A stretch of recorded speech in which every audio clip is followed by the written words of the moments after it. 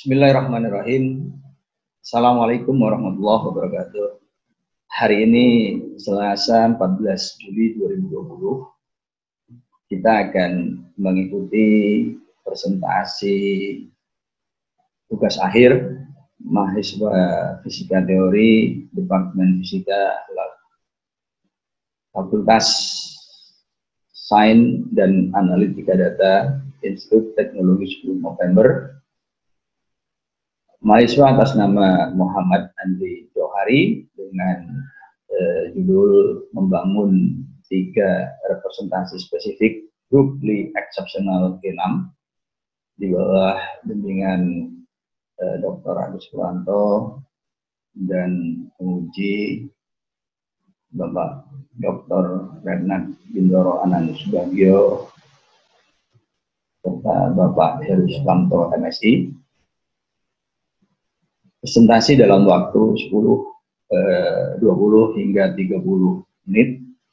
Setelah itu diikuti oleh pertanyaan dari para peserta dan terakhir oleh pembimbing dan penguji.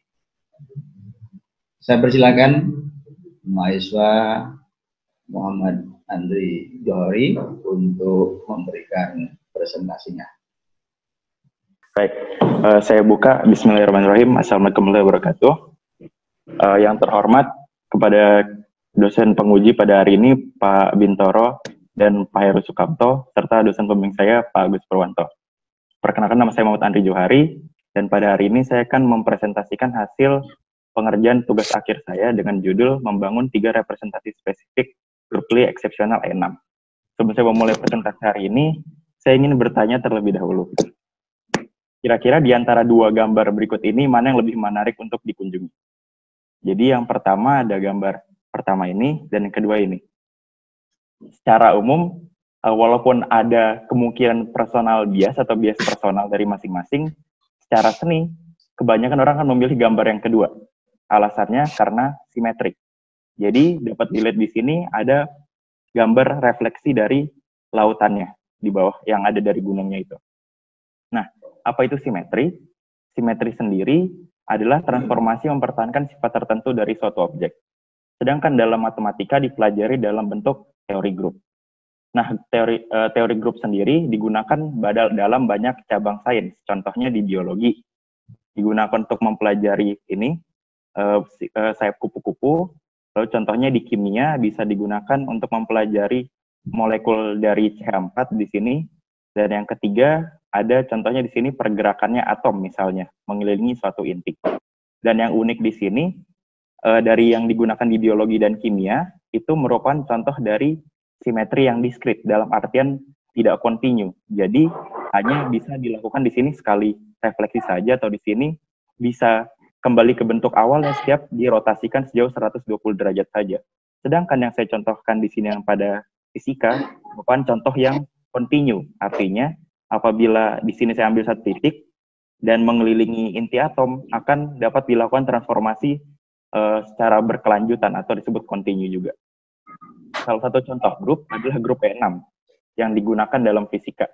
Pertama kali digunakan dalam paper yang ditunjukkan oleh Gursey dan Raymond dengan judul A Universal Gauge Theory Model Based on E6 yang menjadi dasaran dari teori kemandungan naga agung yang telah disebutkan oleh Pak Pur di awal sidang ini.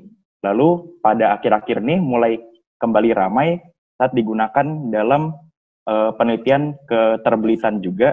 Dan yang kedua, yang personal favorit saya sendiri, yaitu dijelaskan oleh Jacob Swicenberg, pencarian materi gelap dalam teori kemandungan agung berbasis E6 juga. Nah, sebelum membicarakan grup E6 lebih lanjut, saya ingin membicarakan bilangan hiperkompleks. Salah satu sifat dari bilangan hiperkompleks itu alternatif, yang memenuhi sifat sebagai berikut. Nah, untuk menyimpulkan, terdapat 3 jenis bilangan hiperkompleks yang saya gunakan. Yang pertama ada bilangan kompleks sendiri dengan bentuk umum sebagai berikut. Lalu ada bilangan quaternion yang memiliki bentuk umum memenuhi persamaan ini. Dan yang ketiga, bilangan octonion yang memenuhi bentuk umum sebagai berikut. Dan uniknya, setiap ditambahkannya bilangan imajiner, jadi contoh dari kompleks ke quaternion, jadi ada J dan K, lalu dari quaternion ke octonion, menjadi lebih banyak lagi unit imajinernya, sifatnya menjadi berkurang. Yang awalnya komutatif, asosiatif, dan alternatif, menjadi contohnya di quaternion tidak komutatif lagi, dan octonion tidak asosiatif lagi. Nah, untuk mempelajari bilangan hiperkompleks lebih lanjut, saya tunjukkan cara mengalihkan antara unit imajinernya. Contohnya pada bilangan quaternion, ada I kali J, ini hasilnya K, lalu ada J kali K hasilnya I, dan seterusnya. Sama seperti vektor satuan dalam vektor. Sedangkan dalam bilangan octonion terdapat 7 unit imajiner yang memenuhi diagram Pano sebagai berikut, dan setiap garis itu memenuhi sifat yang sama tabel perkalian seperti quaternion. Jadi contohnya I kali KL hasilnya JL, JL kali I hasilnya KL, dan seterusnya. Nah, saya perkenalkan pemetaan konjugasi pada bilangan quaternion.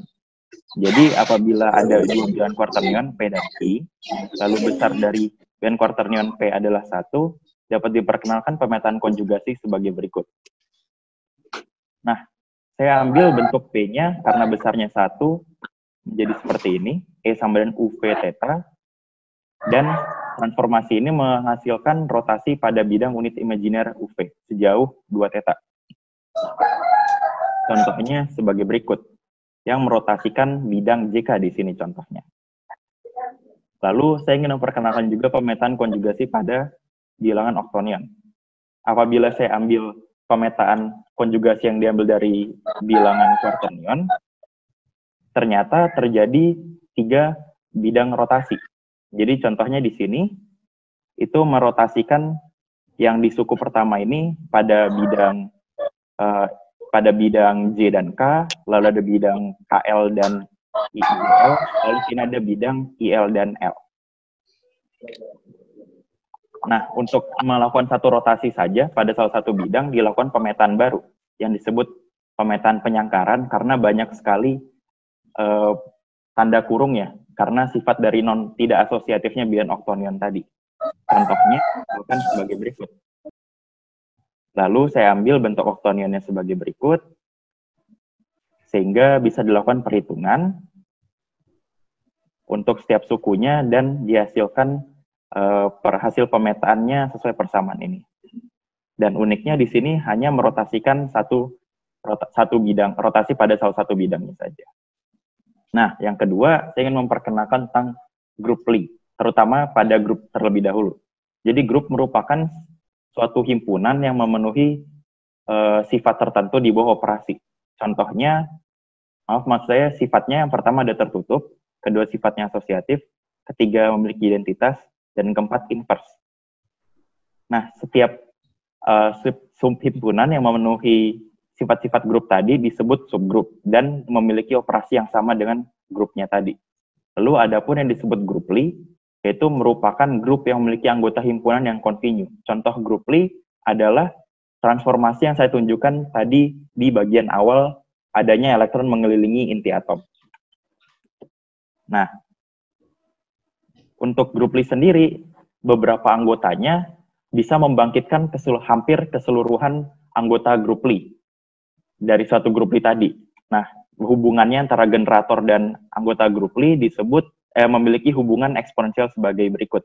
Dan dengan keterangan alpha J merupakan parameter ke J yang koresponden dengan indeks dari generatornya tadi. Lalu generator-generator tadi apabila dilakukan operasi Lie bracket atau hubungan komutator memenuhi suatu aljabar sebagai berikut. Dan aljabar ini karena membangkitkan grup Lie disebut sebagai aljabar Lie. Serta yang menghubungkan antara komutator dengan generator lainnya namanya FABC ini yang disebut konstanta struktur. Nah, yang pertama ada grup SO2 yang merupakan grup matrik ortogonal 2 dimensi memiliki determinan 1. Dibangkitkan oleh satu generator dan bentuk sebagai berikut yang membangkitkan transformasi dengan bentuk R theta ini yang memenuhi sifat grup. Karena yang pertama memiliki identitas apabila tetanya sama dengan 0, lalu apabila diambil inverse-nya, tetanya menjadi diambil minusnya, lalu asosiatif karena secara perhitungan matriks itu asosiatif, dan yang terakhir memiliki closure karena apabila dilakukan operasi yang berkelanjutan akan menghasilkan rotasi dengan sudut yang dijumlahkan saja. Nah, transformasi ini merotasikan contohnya suatu vektor P menjadi V aksen, dan uniknya transformasi ini mempertahankan sifat tertentu. Di sini kasusnya mempertahankan besar dari vektornya atau norm vektor. Dan uniknya ini koresponden dengan persamaan lingkaran. Oleh karena itu, dapat dikatakan pula grup ini mempertahankan jari-jari dari suatu lingkaran. Makanya, contohnya tadi kembali ke kasusnya elektron yang mengelilingi inti atom, itu jari-jari dari inti atom ke elektronnya tidak berubah saat mengelilingi inti atomnya. Dan cara penulisan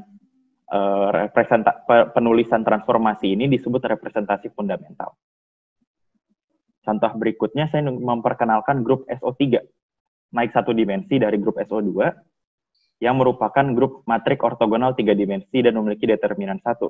Dibangkitkan oleh 3 generator, J1, J2, dan J3, dan memenuhi sifat aljabarlinya sebagai berikut.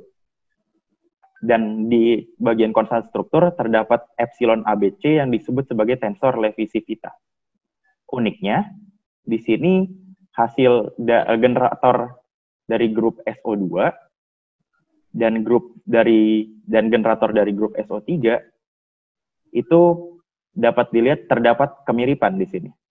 Dan di sini saya bisa katakan generator dari grup SO2 itu dapat ditanamkan ke dalam grup SO3.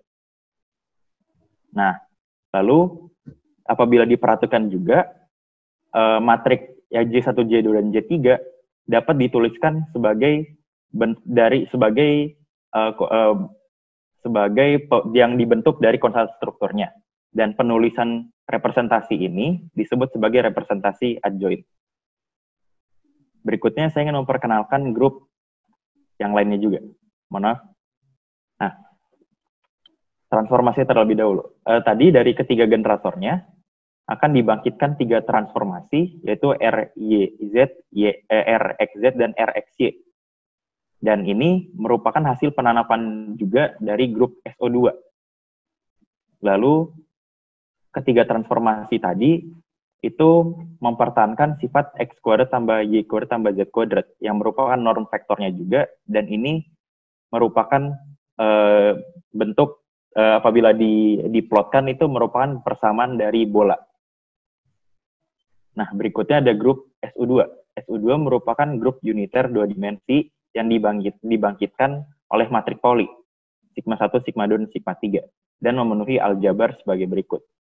Uniknya, konstanta strukturnya dari grup SO3 dan SO2 ini mirip. Setidaknya bisa disamakan apabila dilakukan pengaturan skalanya, sehingga memiliki konstanta struktur yang sama nanti. Nah, ketiga matrik Pauli tadi, apabila dilakukan operasi eksponensial akan menghasilkan 3 anggota transformasi sebagai berikut, yang tentunya juga memenuhi sifat grup. Nah, ketiga transformasi ini mempertahankan besar dari vektor kompleks Z1 dan Z2 sebagai berikut. Misalkan di sini saya ambil suatu matrik X yang dibangun dari basis sigma 1, 2, dan 3. X ini Hermitian, karena sigma 1, 2, dan 3 atau matrik Pauli ini Hermitian. Lalu saya ambil determinannya. Nah, apabila X ini bertransformasi sebagai berikut, dengan R itu merupakan anggota dari grup SU2, keunikannya transformasi ini mempertahankan determinan. Sehingga besarnya determinan tadi itu tidak berubah setelah dilakukan transformasi ini. Nah, dipertahankannya determinan menggunakan transformasi ini menunjukkan bahwa grup SU2 apabila dilakukan transformasi seperti ini dapat juga melakukan hal yang sama seperti yang dilakukan oleh grup SO3 tadi. Dan oleh karena itu dapat dikatakan grup SU2 juga merepresentasikan grup SO3 yang disebut sebagai representasi spinor. Nah, Berikutnya ada grup SO3. SO3 ini satu dimensi lebih tinggi lagi dari grup SO2 dan dibangkitkan oleh matrik Gell-Mann sebagai berikut. Dan ini dapat dilihat merupakan hasil penanaman dari grup SO2 juga. Ada blok-blok matriknya di sini. Namun uniknya tidak semua penanamannya itu dimasukkan ke sini. Kenapa? Karena ada yang tidak independen secara linear. Oleh karena itu diambil kombinasi linear sebagai berikut, dan yang kombinasi linear ini yang menjadi lambda 8. Nah, ke-8 matrik Gell-Mann tadi memenuhi aljabar sebagai berikut, dan konstanta strukturnya dipenuhi dengan indeks-indeksnya sebagai berikut. Nah, indeksnya ini antisimetrik, dalam artian pertukaran indeks atau permutasi indeksnya ini dapat diketahui dari permutasi indeks sebelumnya yang saya list di sini. Apabila ada yang tidak saya tuliskan di sini, berarti nilainya 0. Nah, ke-8 generator tadi membangkitkan 8 transformasi sebagai berikut. Nah, berdasarkan beberapa konsep yang saya perkenalkan tadi, mohon maaf. Nah, dari tadi yang saya perkenalkan konsep tadi, saya bertujuan untuk membangun 3 representasi dari grup E6. Pertama ada representasi fundamental, adjoint, dan spinor dari grup Lie eksesional E6.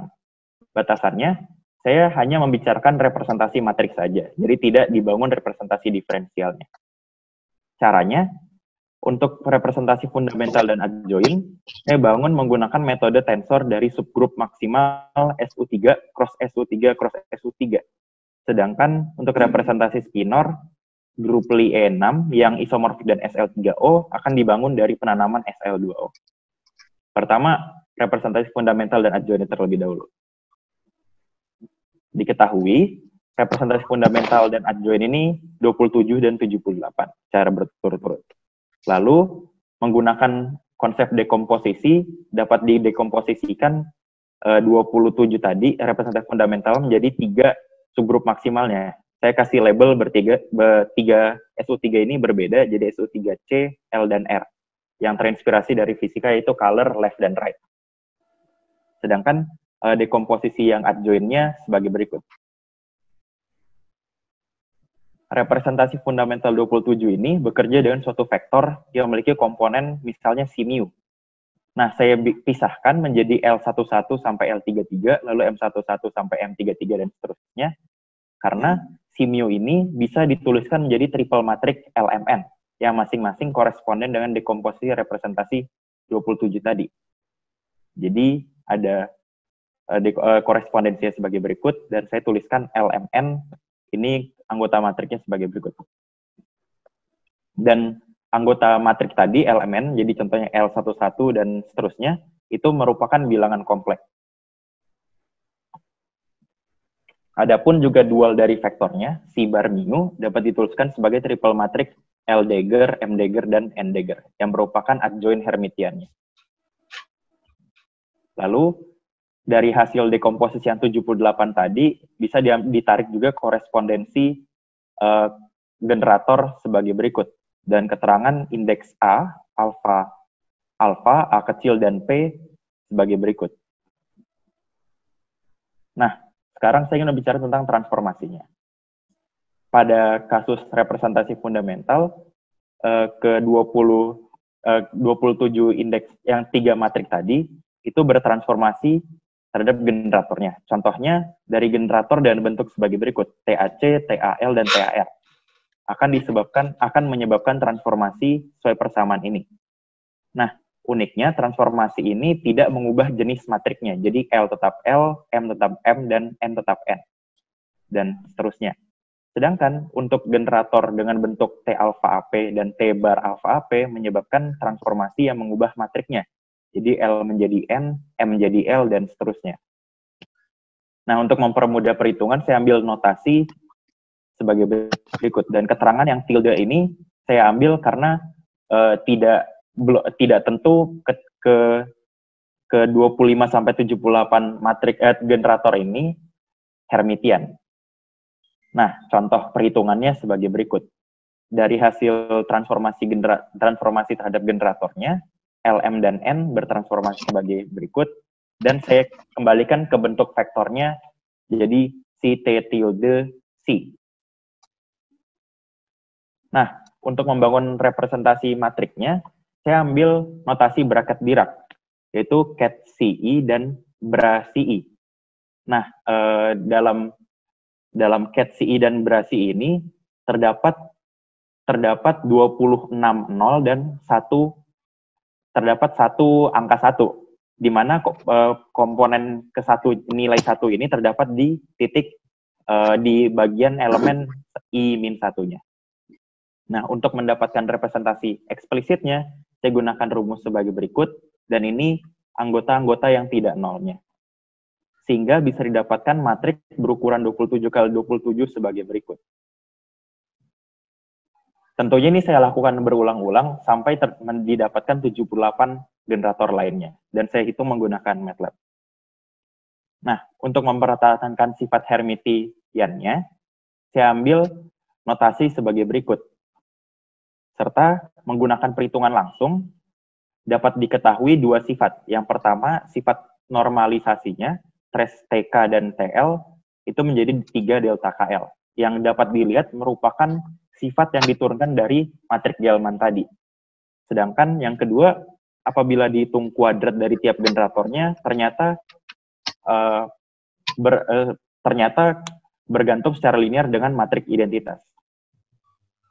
Nah, yang ketiga, membangun matrik eksplisit dari representasi adjoinnya. Jadi, dari hubungan komutasi yang di awal, mohon maaf, dari hubungan komutasi yang saya lakukan dari 78 matrik sebelumnya, bisa dibangun representasi adjoin dari konstanta struktur yang saya telah hitung. Nah, setelah didapatkan representasi adjoin dan fundamental, saya menghitung representasi spinor. Saya mulai dari grup Lorentz terlebih dahulu. Contohnya, grup Lorentz SO31 bekerja pada suatu vektor 4V, dan komponen P-nya ini yang waktu dan X-Z adalah ruang. Lalu, grup ini mempertahankan besar vektornya sebagai berikut. Lalu, vektor ini dapat dituliskan pula sebagai vektor yang dibangun dari matrik Paul dan identitas sebagai berikut, yang memiliki determinannya sama seperti besar vektor yang tadi. Nah, saya lakukan transformasi representasi spinor sebagai berikut. Dan M-nya adalah ke 6 matrik ini. Nah, ke 6 matrik ini membentuk suatu grup yang disebut grup SL2C. Dan keterangan C ini merupakan bilangan kompleks, sedangkan 2 ini dimensinya. SL maksudnya spesial linear. Kenapa disebut spesial? Karena memiliki determinan 1.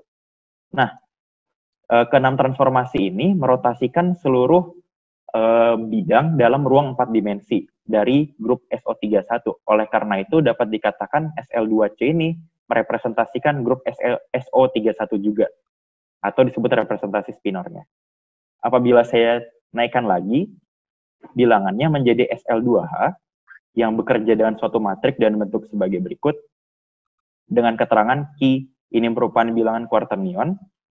Grup ini memiliki transformasi yang sama seperti SL2C, namun terdapat beberapa transformasi baru dan bentuk sebagai berikut. Jadi ada MXU, MZU yang merupakan rotasi antara sumbu X dan sumbu Z terhadap sumbu unit imajiner U. Dan keterangan U ini jadinya bisa diganti dengan unit imajiner I, J, dan K. Lalu MTU merupakan bus terhadap unit imajiner I, J, dan K. Lalu MUV adalah rotasi antara unit imajiner yang ada di bilangan quaternion. Nah, sedangkan kalau pada grup SL2O, Q-nya ini juga merupakan bilangan oktonion. Lalu memiliki transformasi yang mirip juga dengan SL2H, kecuali transformasi yang merotasikan bidang unit imajinernya. Nah, untuk itu saya gunakan operasi pemetaan konjugasi yang saya perkenalkan sebelumnya, yaitu operasi double flip atau nesting tadi. Nah, untuk mempersingkat, saya gunakan tabel sebagai berikut untuk menuliskan ke 45 transformasi yang ada di grup SL2O ini. Nah, yang ketiga ada grup SL3O. Grup SL3O ini memiliki 27 parameter bebas. Oleh karena itu, dapat dikatakan matrik ini menggambarkan suatu vektor juga yang sama seperti si mu tadi. Dan dapat dikatakan SL3O ini isomorfik dengan representasi spinor dari grup E6. Nah, cara menanamkannya, vektor X kecil itu terdapat 3 cara. Saya sebut sebagai lokasi 1, 2, dan 3, serta transformasinya menjadi M1, M2, dan M3. Nah, karena tadi ada 3 cara penanaman dan ada 45 jenis transformasi, jadi ada 135 matrik. Sehingga ini tidak cocok dengan jumlah generator yang ada di grup E6. Untuk mendapatkan 78 generator yang di awal, yang dimiliki oleh grup E6, pasti terdapat kebergantungan linear antara 135 generator tadi. Oleh karena itu, perlu dicari kebergantungan linearnya. Untuk mencari kebergantungan linear, saya ambil notasi baru sebagai berikut. Dan keterangan indeks ini bisa diganti-ganti sesuai tabel sebagai berikut. Jadi ada pasangan 1, 2, dan 3 ini menunjukkan indeks yang dirotasikan oleh setiap transformasi di sini. Contoh ini pasangan 1, 2, dan 3. Nah, dari ke 135 transformasi tadi, saya bisa mengambil generatornya. Cara mencari generatornya, saya lakukan transformasi SL3O terlebih dahulu ke matrik C, lalu diturunkan terhadap parameternya di identitas. Sehingga bisa didapatkan menggunakan perhitungan langsung hubungan-hubungan kepergantungan linear sebagai berikut, yang mereduksikan dari 135 generator tadi, 135 transformasi tadi, menjadi 78 transformasi saja. Baik, dari ketiga cara representasi tadi, saya ingin merekap terlebih dahulu. Jadi, telah saya tunjukkan cara membangun representasi adjoint, fundamental, dan spinor dari grup Lie eksepsional E6. Dan ketiga representasi ini mempertahankan sifat tertentu dari vektornya. Sehingga, apabila telah didapatkan cara membangun representasi eksplisit ini dapat digunakan langsung ke model-model fisika yang akan dilakukan dalam penelitian-penelitian berikutnya. Kurang lebihnya mohon maaf, terima kasih. Saya kembalikan waktu ke Pak Bintoro.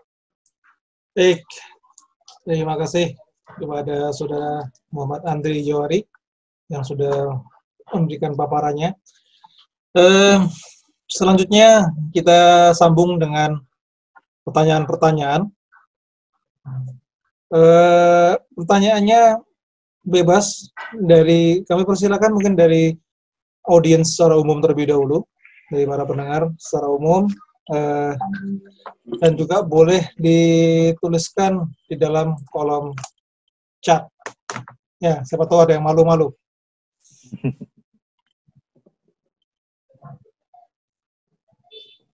Ada pertanyaan? Silakan. Silakan dari. Ya, ini banyak yang hadir nih. Ini terbuka ini sudah. Iya, Pak. Tidak ada terbuka, tidak tertutup ya, Pak Pur ya. Jadi kita langsung saja. Silakan.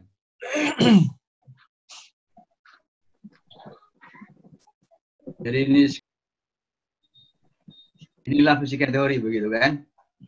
Jadi ini meringankan pekerjaan Pak Heru, nggak usah datang ke SMA ini. Jadi kita nggak usah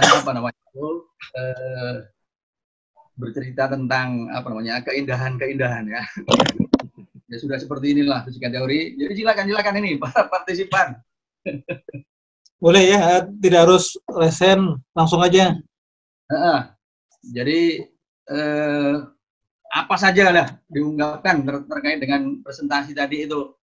Ya, tidak harus spesifik ke apa yang ditulis tadi. Mungkin juga isi hati maupun isi pikiran Andri kenapa kok begitu gitu ya. Silakan. Ya, pertanyaannya bebas. Bahkan hal yang sangat sederhana sekalipun silakan boleh ditanyakan.